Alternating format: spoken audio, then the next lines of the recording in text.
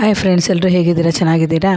Hair pack ಇದು ದಾಸವಾಳದ ಎಲೆ ಮತ್ತು ಮೆಂತ್ಯ, ಕರ್ಬೇವಿನ ಸೊಪ್ಪಿನ ಪೌಡ್ರು, ಇದು ಮೂರೂ ಚೆನ್ನಾಗಿ ರುಬ್ಬಿಟ್ಟು ನಾವು ಹೇರ್ ಪ್ಯಾಕ್ ಹಾಕ್ಕೊಳ್ಳೋದು. ಸಣ್ಣ ಮಕ್ಕಳಿಂದ ದೊಡ್ಡೋರವರೆಗೂ ಹಾಕ್ಕೊಳ್ಬೋದು, ಏನೂ ತೊಂದರೆ ಇಲ್ಲ.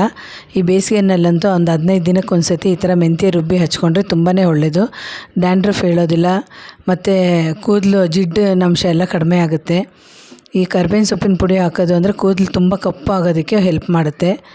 ದಾಸವಾಳದ ಎಲೆ ಅಂದರೆ ಶೈನಿಂಗ್, ಕೂದಲು ಒಳ್ಳೆ ಶೈನಿಂಗ್ ಕೊಡುತ್ತೆ, ಸ್ಮೂತ್ನೆಸ್ ಕೊಡುತ್ತೆ, ತುಂಬ ಚೆನ್ನಾಗಿ ಕೂದಲು ಬೆಳೆಯೋದಕ್ಕೂ ಹೆಲ್ಪ್ ಮಾಡುತ್ತೆ.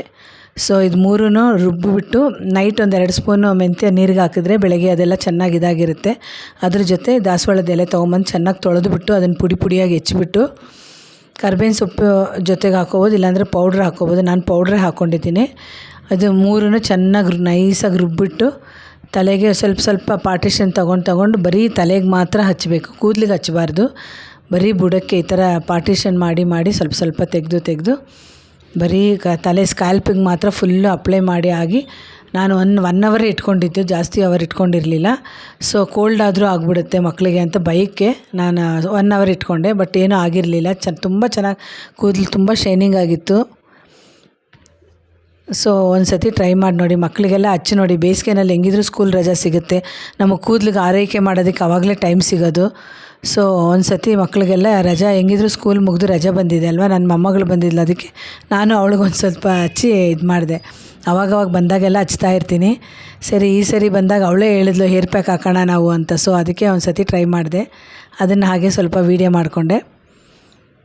ತುಂಬ ಚೆನ್ನಾಗಿ ಬೆಳೆಯುತ್ತೆ ಕೂದಲು ಈ ಥರ ಮಾಡೋದ್ರಿಂದ. ಕೂದಲು ಕಪ್ಪುಗೂ ಚೆನ್ನಾಗಿ ಬರುತ್ತೆ. ಮೊನ್ನೆ ಕೂದಲು ಕಪ್ಪು ಆಗೋದಕ್ಕೆ ಏನಾದರೂ ರೆಮಿಡಿ ಇದ್ದರೆ ಹೇಳಿ ಅಂತ ಕೇಳಿದ್ರಿ. ಸೊ ಇದೊಂದು ರೆಮಿಡಿ.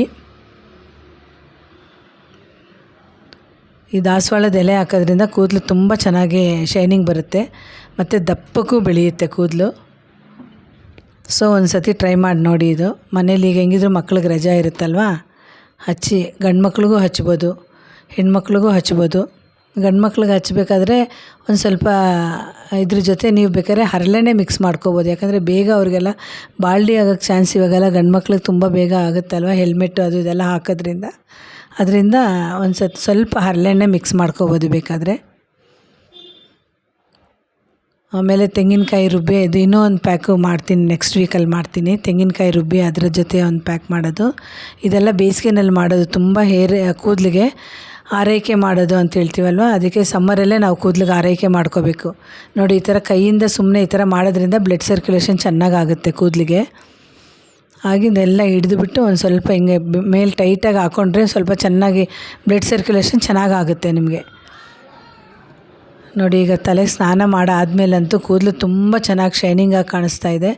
ಅದು ಒಣಗಿದ ಮೇಲಂತೂ ತುಂಬ ಸಾಫ್ಟಾಗಿ ಇತ್ತು, ತುಂಬ ಶೈನಿಂಗ್ ಆಗೋಯಿತು. ನೋಡೋಕ್ಕೂ ಚೆನ್ನಾಗಿರುತ್ತೆ, ಕೂದಲು ಬ್ಲ್ಯಾಕಾಗಿರುತ್ತೆ. ಕರ್ಬೇವಿನ ಸೊಪ್ಪು ಹಾಕಿರೋದ್ರಿಂದ ಕೂದಲು ತುಂಬ ಚೆನ್ನಾಗಿ ಕಪ್ಪಾಗುತ್ತೆ.